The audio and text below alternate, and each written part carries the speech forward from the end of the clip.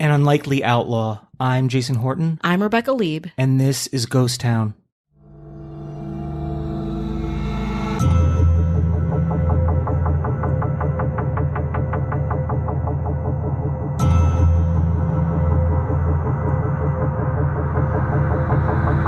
On a morning in May 1991, a 10-gallon hat-wearing, sunglassed, beer-bellied, bearded individual exited a 1975 two-door Pontiac Grand Prix to enter the American Federal Bank building in Irving, Texas. The person stepped into the bank's lobby and headed towards the counter, where a young female teller was smiling cheerfully.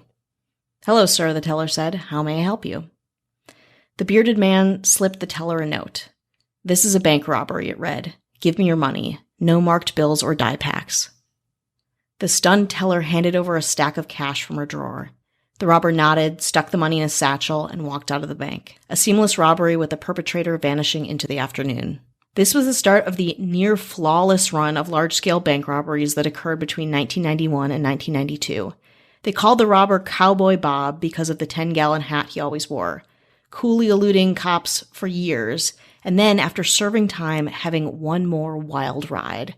This is the legendary tale of Dallas bank robber Cowboy Bob. So Cowboy Bob, again, I keep saying that name, it feels comical, but it is kind of endearing too, was always calm, completely unarmed, polite, always almost completely silent. He avoided security cameras, checked each bill for marks or die packs. Die packs are those small dye-filled devices that someone in a bank can set off and they stain the cash, and whoever was holding the cash at the time, like a bright blood red. Cowboy Bob gave the teller a note announcing that this was a robbery and to hand over the cash, and would casually leave the bank, placing a new stolen license plate on the back of his Pontiac every time and drive off. The first 5 times Cowboy Bob hit, it was masterful. So much so that the FBI, who were now trailing him obsessively, were driven crazy by how good this bank robber was. The beard and the hat and the silence made him really hard to identify, and the stolen license plates made him almost impossible to track. He didn't make scenes, he didn't peel out in his getaway car, he didn't attract much attention at all. He was always making me start to pull my hair out, former agent Steve Powell told Texas Monthly in 2005. How could this thin little dried-up cowboy be whipping us this bad, time after time? The 6th time was different, though. On robbery number 6, when the Grand Prix pulled away from the First Interstate Bank in Mesquite, Texas, Cowboy Bob had forgotten to replace the plates. Powell and his team traced the number, taken down by a witness, to a Ford factory worker nearby. His name was Pete Tallis, and he'd given the Grand Prix to his sister, Peggy Jo Tallis, as a gift. Powell and his team raced to the apartment where Peggy Jo and her mother lived, expecting to find a cowboy hat-wearing, big Texas boyfriend guy, but it was just Peggy Jo. She calmly let the team in and showed them around. Peggy Jo, the FBI decided, must be the girlfriend of somebody, but she didn't have a boyfriend, and she seemed so not the type to break the law. She was a 46-year-old khaki pant-wearing, loafer-loving Dallas woman who kept a pretty tidy apartment with her bed made and little figurines on the mantle. She would fix her mom's cereal and her medication every morning while they chatted. Peggy Jo wouldn't eat breakfast. She would smoke a cigarette and drink a Pepsi out of a coffee cup while she made sure her mom ate her breakfast and took her medication. Then Peggy Jo would gently guide her mother back to her bedroom, prop a pillow behind her head, set a glass of tap water and her romance novel on the side table, and walk back into her own room to get dressed. This was her life. Low-key, very caretaker-y, if that's a word, and she was a fixture in the community. But even when agents found a mannequin head with a fake beard in her closet and a sack full of money in her bedroom, they pressed Peggy Jo on the location of her boyfriend. She said, "There isn't any man, I promise you that." That's when Powell noticed the glue still clinging to her upper lip and the flecks of gray dye in her hair. All along, suburban living Peggy Jo Tallis was who the FBI was looking for. Although female bank robbers are not unheard of, it's estimated that women commit less than 5% of the some 8,000 bank robberies that take place each year in the United States, according to Texas Monthly. Almost all of them are young women who, like most of the men who commit these robberies, do it for drug money. And even of these women, only a few of them rob more than a bank or two before they quit or get caught. When Powell and his team of FBI agents cornered Peggy Jo near her apartment in 1992, soon after their search of her 2-bedroom apartment, they assumed they would never be dealing with her again. She didn't fit the mold. She was well off, not so young, not an addict or an alcoholic. People knew her to be harmless and kind. A sweet lady who once chatted with me about the best way to grow plants on the front porch, a neighbor said. Who was Peggy Jo Tallis? A mild-mannered suburban lady or a hardened criminal? The answer was a little bit of both. Peggy Jo Tallis grew up in Dallas in the 1950s and 60s. She loved rock and roll, hitting local clubs with her friends, and the 1969 movie Butch Cassidy and the Sundance Kid. She had a beautiful, wide smile that made you want to smile back at her, said Karen Jones, her closest childhood friend. And what was most special about her was that she loved doing things other kids didn't do. She once drove me around looking for stray dogs to adopt.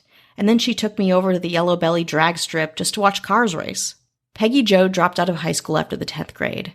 She told me there was just too much else to do in life than spend so many days at school, Karen said. One day, in fact, Peggy Jo jumped in her car and drove to San Francisco because she wanted to see what life was like there. That's Dallas to San Francisco, everybody.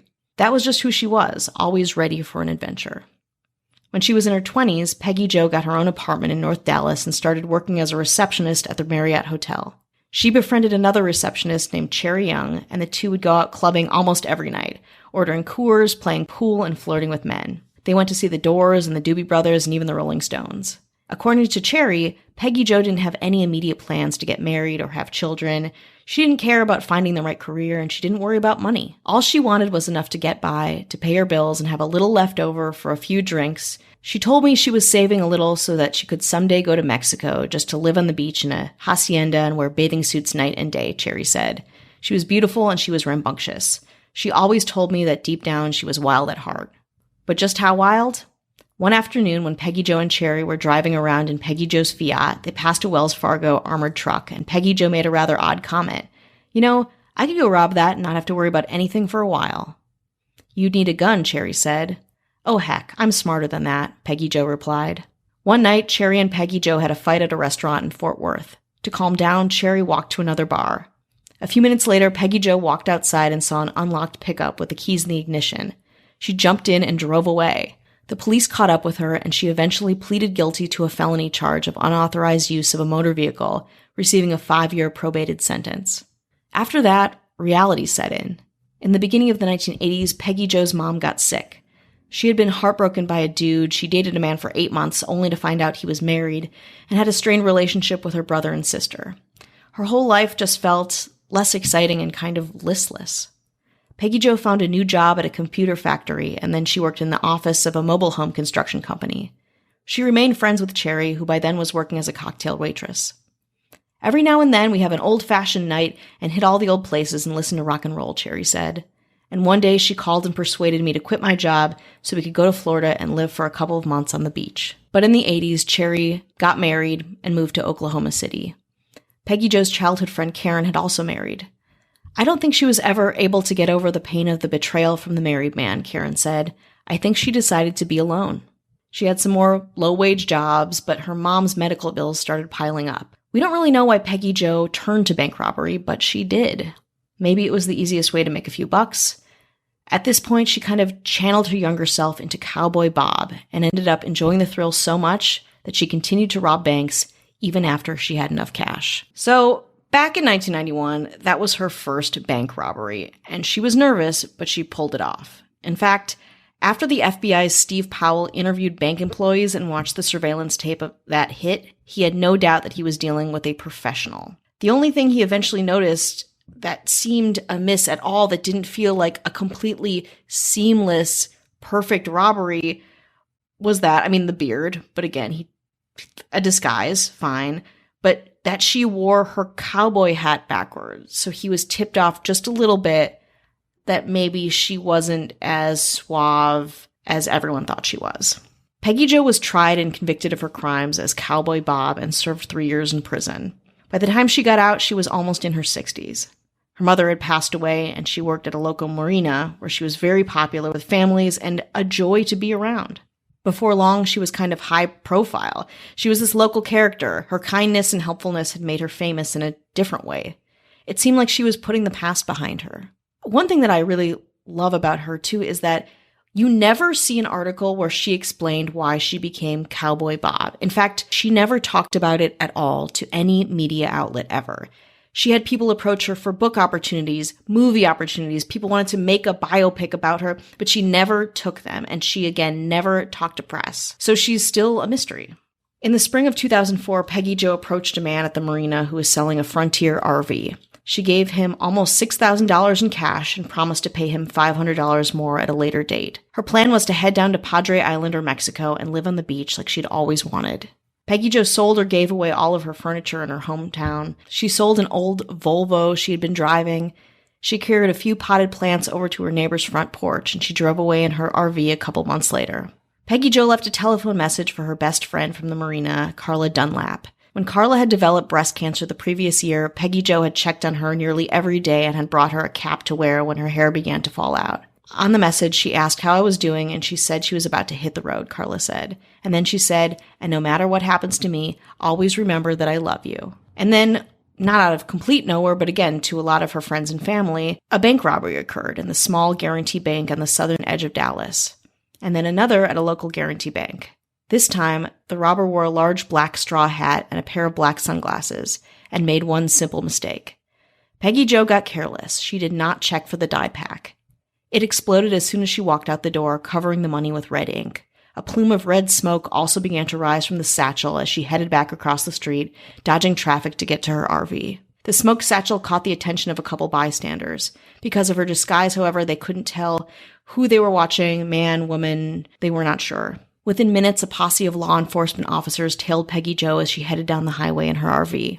She made one last-ditch attempt to get away and suddenly hit the brakes, turning the RV into a quiet subdivision. Before she could get to the end of that street, however, a couple of police cars raced past the RV, boxing her in. Armed officers in bulletproof vests leaped out of their cars. Minutes ticked by. Because the curtains were pulled across the windows, the officers were unable to see inside, and they didn't know who they were dealing with. From what could later be determined, Peggy Jo sat in the RV at her little kitchen table, smoking a cigarette and drinking a soda. On the floor next to the table was her black satchel, the money useless, almost all of it stained red. A couple feet away from the satchel was her fishing pole, and beside the pole was her box of family photos. A few more minutes passed. Peggy Jo went back into her bedroom where a .357 Magnum loaded with hollow point bullets was hidden underneath her pillow. But that wasn't what she was going for. Peggy Jo picked up a toy pistol that she also kept in her bedroom. She walked to the door and opened it, her hands at her side. "You're going to have to kill me," she said. "Ma'am, you don't have to do this," replied one of the officers, a young man who would later be advised by his superiors to seek counseling for the guilt that would haunt him. "You mean to tell me if I come out here with a gun and point it at y'all, you're not going to shoot me?" Please don't do that," yelled another officer. But then she walked out of the RV holding the toy pistol. Just as she began to lower it, 4 officers fired. She pulled off her sunglasses, fell forward, and died. The FBI still assumed there were accomplices in the RV. Police SWAT team shot tear gas canisters through the windows and stormed through the front door, stepping over the fishing pole and the box of photos. In the bedroom, they stared at the bed, still perfectly made up, a couple glass dolphin sculptures on the windowsill. After the all-clear was announced, one officer found a small baggie of marijuana and another officer found her purse, which contained $38 in cash and her driver's license. The FBI ran a records check and realized that the dead woman was none other than Cowboy Bob. Of course, authorities called Steve Powell at his ranch and left him a message saying that they had some bad news about Peggy Jo. Powell called back. "Say it ain't so," he said, sadly. His biggest target was dead, a little Cowboy Bob, a little Peggy Jo, a total legend. When you hear stories like this or crimes like this, it seems so far from a crime. Yeah. And a real, not even an anti-hero, almost like a hero. I mean, based on this information. Totally. And I feel like the police can't wrap their heads around that it could just be one woman behind it. Even when they were like, "Hey, here's all these things here that are evidence that you could be the bank robber," can't be you. Yeah. And, statistically, sure, there's less of a chance of it being female or not male, but they still couldn't wrap their heads around it that it could be just this woman. Although if I was a police officer, as soon as I saw the cigarette and heard that she saw the Doobie Brothers in concert, I would have known she was a criminal right away. That's how I do. But also, it seems like somebody wasn't using the money to pump drugs into the neighborhoods Yeah. or anything. It really seems like somebody who just felt that that's who they were. You could say Peggy Joe become Cowboy Bob, or is it really Cowboy Bob sometimes becomes Peggy Joe? Yeah. That's kind of how I saw it, and seemed like a decent person. And even when they, the RV was there, they're like, it can't just be this woman. Totally. Because they probably feel like, oh, so we just shot this 60-year-old woman. You can't believe that there's definitely, Al-Qaeda's definitely in there too.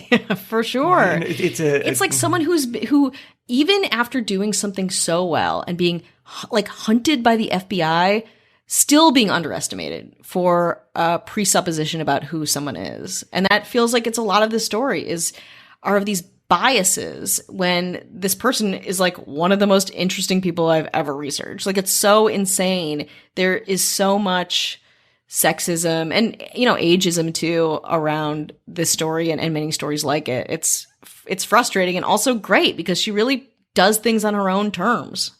And the fact that she didn't capitalize on it past that, which she could have. She could have made more money selling her life story than probably robbing these banks. Yeah. And how many can you possibly get away with statistically? And she chose not to do it because what it seems like is like she wasn't looking to earn money from her life story. She was looking to be the person that she wanted to be. Yeah, just like live her life story. I also love, she says no dye packs, as if some other robbers are like, can I get extra dye packs with that? It's like, Yeah, just warning you, I don't want any dye packs in this money. I need to use this money for money things. They're like, oh, okay, that's good. Yeah, whew.